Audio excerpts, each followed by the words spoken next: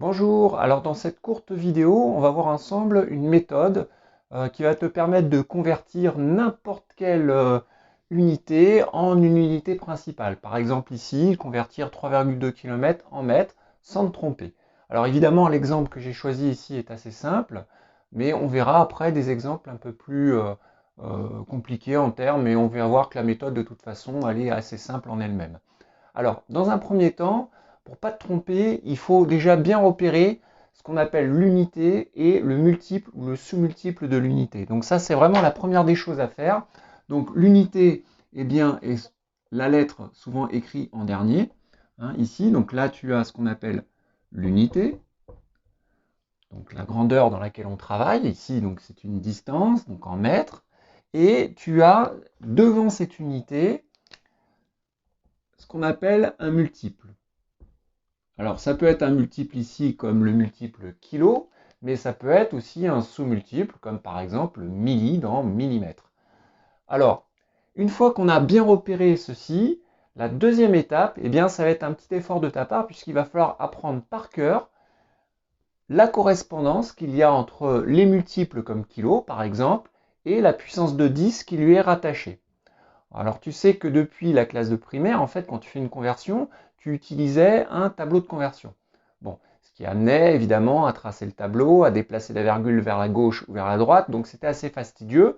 Mais depuis, tu as appris les puissances de 10, et cet outil mathématique est assez puissant, notamment pour les conversions, et on va voir que ça nous permet de ne pas nous tromper du tout. Donc, on va devoir apprendre la correspondance entre les multiples et sous-multiples et les puissances de 10. Alors comme tu peux le voir ici sur ce tableau, bon, si par exemple je prends le multiple kilo, le multiple kilo est rattaché à la puissance de 10 qui est 10 puissance 3. Si tu prends par exemple le multiple giga, c'est 10 puissance 9. Si tu prends le multiple par exemple milli, c'est 10 moins 3, ou le sous-multiple micro, c'est 10 moins 6. Donc la deuxième étape de la méthode, maintenant une fois que tu as repéré le multiple ou le sous-multiple et l'unité, c'est tout simplement de remplacer le multiple ou le sous-multiple par la puissance de 10 qui est associée, et surtout de ne rien toucher au reste. Donc ici, par exemple, si je dois convertir 3,2 km en mètres, je vais écrire 3,2. Je ne touche surtout pas au nombre qui est là. Je vais remplacer le multiple kilo par sa puissance de 10 qui lui est associée, c'est-à-dire 10 puissance 3. Et tu vois que je n'ai fait que modifier uniquement le kilo en sa puissance de 10.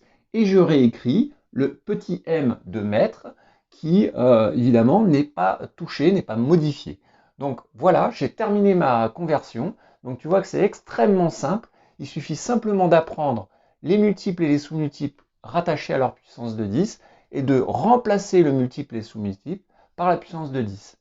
On va prendre un autre exemple. Si par exemple tu as 3,2 kV, eh bien tu vois que finalement, quelle que soit l'unité qui sera choisie, toi, tout ce qui t'intéresse, ça va être le multiple ou le sous-multiple. Ici, c'est kilo. Eh bien, 3,2 kV, ça te donne aussi 3,2 fois 10 puissance 3 volts. Et après, tu peux t'amuser évidemment à faire n'importe quel type de conversion. Et, tu ne feras plus du tout aucune erreur. Si par exemple on prend, je ne sais pas moi, la taille d'un atome, par exemple, qui est de, allez, on va prendre 1,2 euh, nanomètres, par exemple, un gros atome quand même, 1,2 nanomètres, et bien qu'est-ce que ça donne?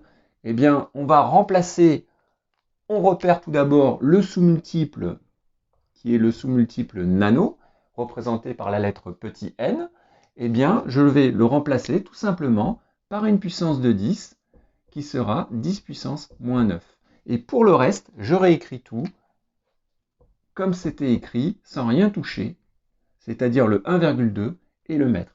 Voilà, donc on a fait deux conversions ici. La méthode, c'est toujours la même. Et l'objectif, c'est d'apprendre absolument par cœur le tableau des correspondances entre multiples et puissance de 10.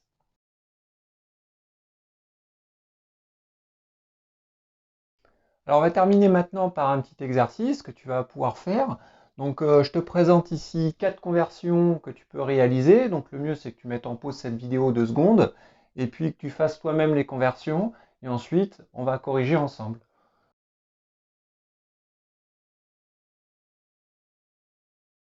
Alors si on prend la correction de ce petit exercice, alors regardons tout d'abord la première conversion à faire. Donc 500 gigaoctets à convertir en octets. Donc ici, on repère évidemment l'unité qui est l'octet, et on repère, comme je te l'ai dit tout à l'heure, le multiple ici, qui est grand G, donc le multiple giga. Si on regarde dans le tableau de correspondance, eh bien on s'aperçoit que giga, c'est 10 puissance 9. Donc on voit bien que la puissance de 10 qu'il va falloir utiliser pour convertir giga, eh bien c'est 10 puissance 9. On réécrit tout le reste comme on l'a vu ensemble tout à l'heure. Ensuite, 0,31 mm à convertir en mètres. Donc, même chose, on repère ici le sous-multiple qui est le sous-multiple milli. Sa puissance de 10 associée, c'est 10-3. Donc, on remplace milli par 10 puissance moins 3. Et on réécrit donc 0,31. On ne touche pas au nombre qui est ici. 21 mégavolts en volts, toujours pareil, les volts c'est l'unité, on réécrit le 21, le méga ici qui est un multiple qui vaut 10 puissance 6, donc 1 million, donc 21 millions de volts en fait, 21 mégavolts, et 33 microlitres, on repère l'unité qui est le litre, le sous-multiple ici qui est le sous-multiple micro, on transforme par la puissance de 10 qui lui est associée, qui est 10 puissance moins 6, et on réécrit sans se tromper le 33. Alors, l'avantage de cette méthode, bon, tu vois, tu ne peux plus te tromper, c'est pas possible. Je veux dire, si on apprend par cœur les multiples avec les puissances de 10, on ne peut plus se tromper. Le deuxième avantage aussi, j'en ai pas parlé, c'est que tu vois, tu ne touches pas ce qu'on appelle aux chiffres significatifs d'un nombre.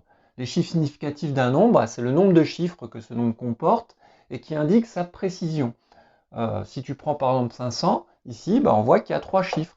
5, 0, 0. S'il y a 3 chiffres, c'est parce que sûrement il y a eu une mesure de fait avec un instrument de mesure, et cet instrument de mesure t'a donné une précision à l'octet, à l'unité ici près, du gigaoctet. Même chose ici, quand tu écris 0,31, eh bien tu vois que tu as 3 chiffres, 0, 3 et 1, et parmi ces 3 chiffres, il y en a 2 qui sont significatifs, le 3 et le 1. Bref, tu vois que tu ne rajoutes pas de chiffres supplémentaires lorsque tu vas faire ta conversion. Tu ne touches pas à la précision du nombre. Et donc ça, c'est aussi l'avantage de cette méthode. Voilà, j'espère que tu as tout compris, et puis on se reverra peut-être dans une prochaine vidéo. Merci.